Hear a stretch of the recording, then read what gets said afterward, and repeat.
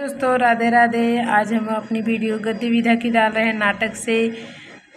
आप सब कैसे हैं? लाइक एवं सब्सक्राइब कीजिए हमारे चैनल को। आप लोग कमेंट बॉक्स में बताना। आशा है कि आप लोग सब ठीक होंगे। दोस्तों अभी अपने नाटक की शुरुआत करते हैं। नाटक शब्द की उत्पत्ति नट धातु से हुई है, जिसका अर्थ है अभिनय या अंग प्रक्षेपण। लोगों ने ब्रह्मा जी से प्रार्थना किया, जिसमें मनोरंजन का साधन दीजिए, तो दृश्य एवं श्रव्य दोनों दीजिए। ब्रह्मा जी से उन सब लोगों ने आग्रह किया, दृश्य भी रहे उसमें श्रव्य भी रहे। ऋग्वेद 4 वेद में है, उससे पाठ लिया गया। यजुर्वेद से अभिनय लिया गया। सामवेद से गान लिया गया।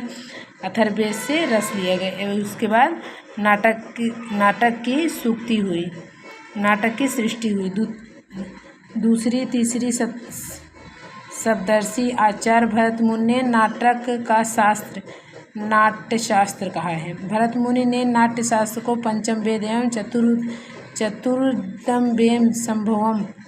नाटक शब्द की उत्पत्ति नट धातु से मानी है। नाट्यशास्त्र में 36 अध्याय तथा 700 पृष्ठ बताए जाते हैं।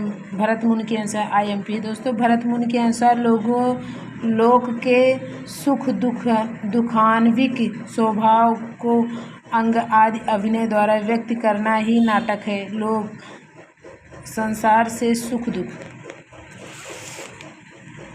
नाटक की उत्पत्ति भगवान शिव को आदि नाट्यशास्त्र माना जाता है। उन्होंने तांडव नृत्य किया था, उसी से नाटक का श्री गणेशाय माना जाता है। उमा ने इसमें अभिनय नृत्य की मुद्रा जोड़ी है। उमा यानी उनकी पत्नी पार्वती। आचार्य नंद किशोर ने इसमें नाट्य संगीत तथा रस व्यापार को जोड़ दिया है। आचार्य द्रुहिण इसे नाट्य समाज में मान्यता दिलाई है। देखो दोस्तों, नाटक के बारे में सब लोगों ने अपना अपना योगदान किसमें किया उसके बारे में ये सब योगदान दिलाई है। और आचार्य भरत मुनि नाटक के प्रथम प्रयोक्ता बने हैं। आचार्य भरत मुनि नाटक के प्रथम प्रयोक्ता हैं। साहित्य का विभाजन दृश्य एवं श्रव्य। नाटक के क्षेत्र में दोस्तों साहित्य का विभाजन दृश्य एवं श्रव्य। श्रव्य में है, दृश्य में पहले देखिए रूपक 10 में है, उपरूपक 18 में है। दृश्य ये नहीं पूछा जाता है, श्रव्य नहीं पूछा जाता है दोस्तों, दृश्य ही पूछा जाता है। हम आप लोग को दृश्य के बारे में ही बताएंगे। नाटक प्रकरण भाण प्रहसन समवाकार डीम वीथी अंक यह मृग व्यायोग। रूपक में देखिए दोस्तों, रूपक में नाटिका गोष्ठी त्रोटक षष्टक प्रस्थान नाट्य रसिका उल्लास प्रेखज काव्य रसक संलापक दुर्मिलका श्री गदित शिल्पक विलासिता प्रकरणी हल्लीस भाणिका। रूपक के 10 भेद बताए हैं। उन्हीं 10 भेदों को ये रूपक जो है दृश्य में आता है दोस्तों। ये देखिए दोस्तों, रूपक दृश्य में आता है, उन्हीं के बारे में हम विस्तार से बताते हैं। रूपक के 10 भेद बताए हैं। नाटक की उत्पत्ति नट धातु से मानी जाती है, जिसका शाब्दिक अर्थ है अभिनय या अंग प्रक्षेपण। नाटक में 5 या 10 अंग अध्याय होते हैं। इसमें अभिनय के समस्त व्यापार मिलते हैं। इसमें वीर या श्रृंगार रस प्रधान होता है। प्रकरण 5 से 10 अंक होते हैं। काव्य वस्तु का काल्पनिक होता है। भाण प्रकरण में 5 से 10 अंक होते हैं दोस्तों। और भाड़ में यह एकांकी है। भाड़ एकांकी को कहा जाता है। इसमें पात्र दूसरों के वचनों को कहते हैं। भाड़ दोस्तों दूसरों के वचनों को कहते हैं। और प्रहसन या हास्य प्रधान एकांकी होता है। इसमें हास्य परिहास पूर्ण वार्तालाप होता है, जिसमें हंसी मजाक नहीं होता नाटक में दोस्तों। वही बात है, सब लोग का अपना अपना अभिनय अपने रोल के बारे में बताया गया है।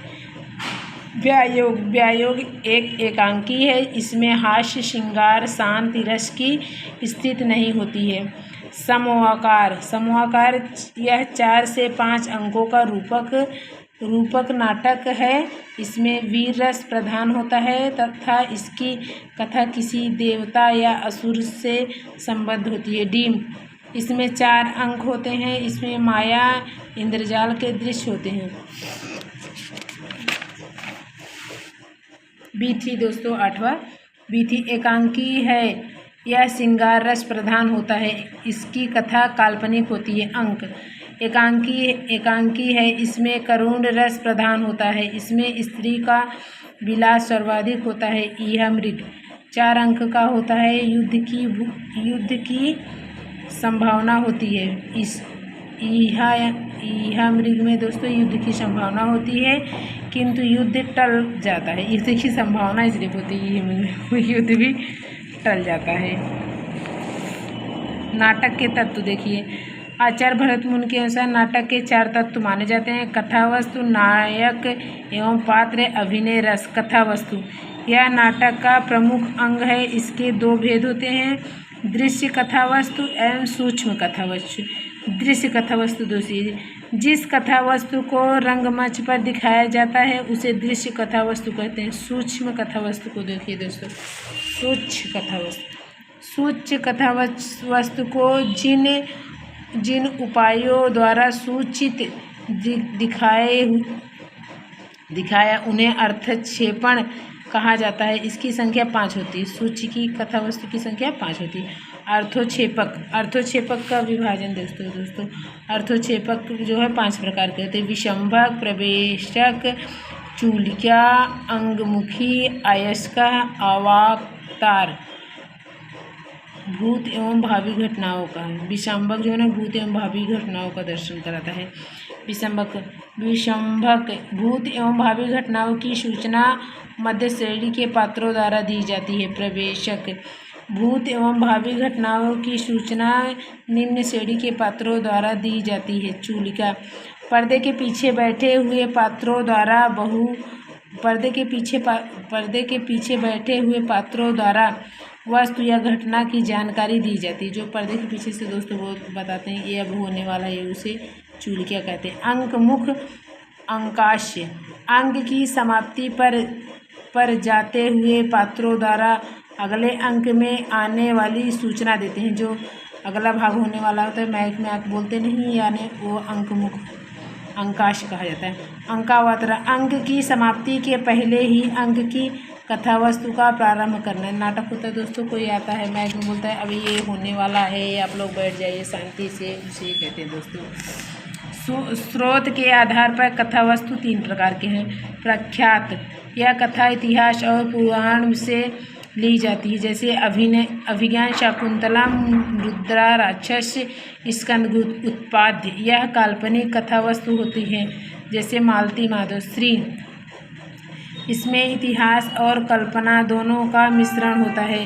रत्नावली, चंद्रावली नाटकों में कथा एवं संगठन या कार्यावस्था, फल की प्राप्ति के लिए किए जाने वाले कार्य व्यापार हैं, जो नाटक में आरंभ से लेकर अंत तक चलता है। इसके 5 भेद होते हैं दोस्तों, आरंभ एवं आरंभ।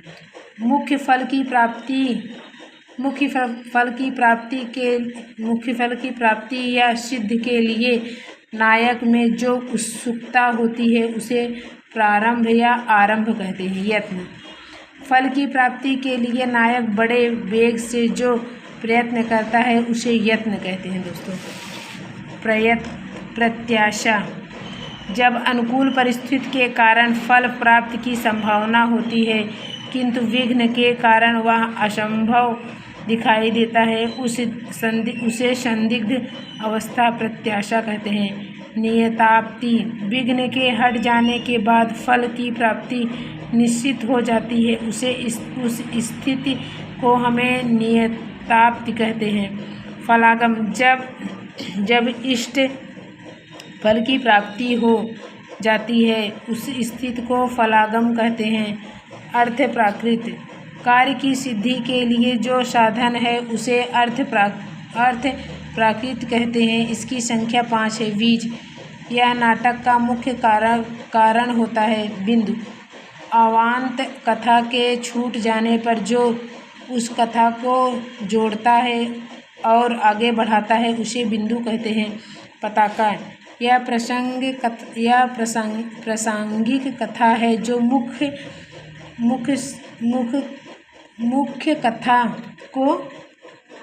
कथा को के साथ दूर तक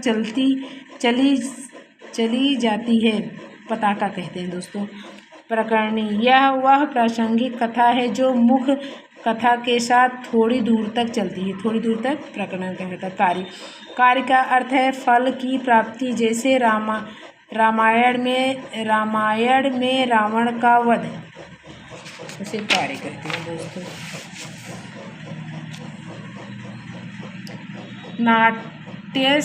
नाट्य संधियाँ 5 प्रकार की होते हैं दोस्तों। अर्थ प्राकृतिक, कार्यावस्था, संधि, बीज। ये दोस्तों हम आपको कल पढ़ाते हैं। 10 मिनट हो गया दोस्तों। राधे राधे, धन्यवाद दोस्तों। आप हमारे चैनल को लाइक सब्सक्राइब कीजिएगा दोस्तों। आप लोग को हमारी क्लास कैसे लग रही है आप लोग बताना। आप लोग को संस्कृत भी 2-3 दिन बाद हम देने लगेंगे दोस्तों। थैंक यू दोस्तों। ओके, धन्यवाद, राधे राधे। आप सब लोग कैसे हैं मेरे कमेंट बॉक्स में आप लोग बताना दोस्तों।